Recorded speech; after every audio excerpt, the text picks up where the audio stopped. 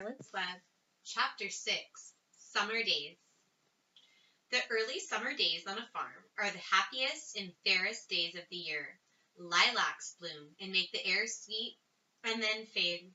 Apple blossoms come with the lilacs, and the bees visit around among the apple trees. The days grow warm and soft. School ends, and children have time to play and to fish for trouts in the brook. Avery often brought a trout home in his pocket, warm and stiff and ready to be fried for supper. Now that school was over, Fern visited the barn almost every day to sit quietly on her stool. The animals treated her as an equal. The sheep lay calmly at her feet.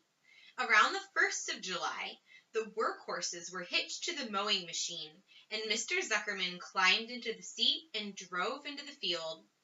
All morning you could hear the rattle of the machine as it went round and round, while the tall grass fell down behind the cutter bar in long green swaths.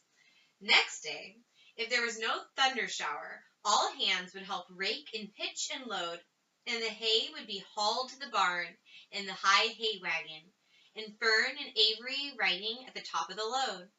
Then the hay would be hoisted, sweet and warm, into the big loft, until the whole barn seemed like a wonderful bed of timothy and clover. It was fine to jump in and perfect to hide in, and sometimes Avery would find a little grass snake in the hay and would add it to the other things in his pocket. Early summer days are a jubilee time for birds. In the fields, around the house, in the barn, in the woods, in the swamp, everywhere love and song and nests and eggs. From the edge of the woods, the white-throated sparrow, which must come all the way from Boston, calls, "Oh, Peabody, Peabody, Peabody." On an apple bough, the phoebe teeters and wags its tail and says, "Phoebe, Phoebe." The song sparrow, who knows how brief and lovely life is, says, "Sweet, sweet, sweet interlude, sweet, sweet, sweet interlude." If you enter the barn, the swallows swoop down from their nests and scold. "Cheeky, cheeky," they say. In early summer, there are plenty of things for a child to eat and drink and suck and chew. Dandelion stems are full of milk. Clover heads are loaded with nectar. The Frigidaire is full of ice-cold drinks. Everywhere you look is life. Even the little ball of spit on the weed stalk, if you poke it apart, it has a green worm inside it. And on the underside of the leaf of the potato vine are the bright orange eggs of the potato bug. It was on a day in early summer that the goose eggs hatched. This was an important event in the barn cellar. Fern was there, sitting on her stool, when it happened. Except for the goose herself, Charlotte was the first to know that the goslings had at last arrived. The goose knew a day in advance that they were coming. She could hear their weak voices calling from inside the egg. She knew that they were in a desperately cramped position inside the shell and were most anxious to break through and get out. So she sat quite still and talked less than usual. When the first gosling poked its gray-green head through the goose's feathers and looked around, Charlotte spied it and made the announcement. "I am sure," she said, "that every one of us here will be gratified to learn that after 4 weeks of unremitting effort and patience on the part of our friend the goose, she now has something to show for it. The goslings have arrived. May I offer my sincere congratulations?" "Thank you, thank you, thank you," said the goose, nodding and bowing shamelessly. "Thank you," said the gander. "Congratulations," shouted Wilbur. "How many goslings are there? I can only see one." "There are 7," said the goose. "Fine," said Charlotte. 7 is a lucky number. "Luck had nothing to do with this," said the goose. "It was good management and hard work." At this point, Templeton showed his nose from his hiding place under Wilbur's trough. He glanced at Fern, then crept cautiously toward the goose, keeping close to the wall.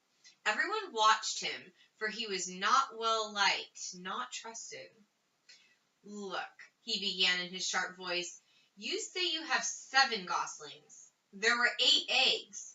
What happened to the other egg? Why didn't it hatch?" "It's a dud, I guess," said the goose. "What are you going to do with it?" continued Templeton, his little round beady eyes fixed on the goose. "You can have it," replied the goose. "Roll it away and add it to that nasty collection of yours." Templeton had a habit of picking up unusual objects around the farm and storing them in his home. He saved everything.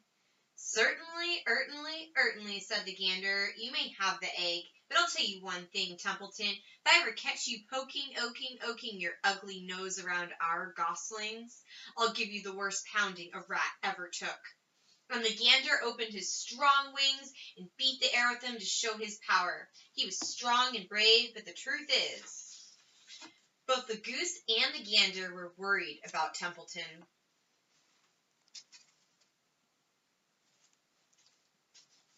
And with good reason.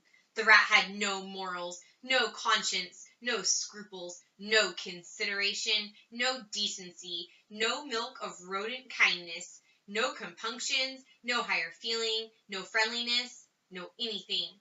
He would kill a gosling if he could get away with it. The goose knew that. Everyone knew it.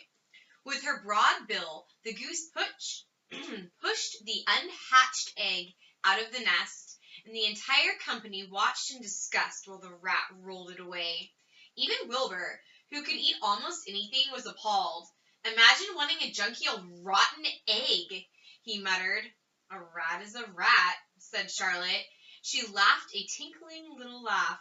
"But, my friends, if that ancient egg ever breaks, this barn will be untenable." "What's that mean?" asked Wilbur. "It means nobody will be able to live here on account of the smell. A rotten egg is a regular stink bomb." "I won't break it," snarled Templeton. "I know what I'm doing. I handle stuff like this all the time." He disappeared into his tunnel, pushing the goose egg in front of him. He pushed and nudged until he succeeded in rolling it into his lair under the trough. That afternoon, when the wind had died down and the barnyard was quiet and warm, the gray goose led her 7 goslings off the nest and out into the world. Mr. Zuckerman spied them when he came with Wilbur's supper. "Well, hello there," he said, smiling all over. "Let's see. 1, 2, 3, 4, 5, 6, 7. 7 baby geese. Now, isn't that lovely?" The next chapter will be chapter, 5 plus 2, that's 7. Bad news.